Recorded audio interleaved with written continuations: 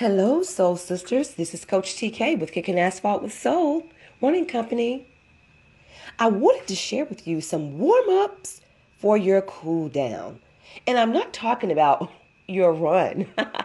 And as a matter of fact, I'm giving you some information on how you can recover with these antioxidant rich drinks. Stay tuned.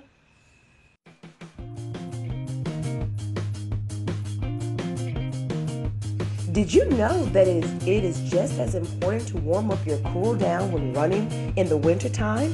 You can recover with these antioxidant rich drinks. Here are some examples of what you can partake in. The first Kicking Asphalt with Soul nutritional nugget would be the Fiesta style hot chocolate. Let me tell you, bittersweet chocolate has polyphenols in it, and if you consume that continuously, you will develop a boost in your blood flow and improve your running performance. Up next, turmeric tea.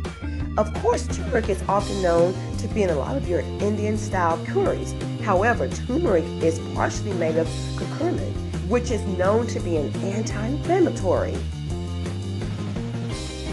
And finally, you can also drink apple cider tea.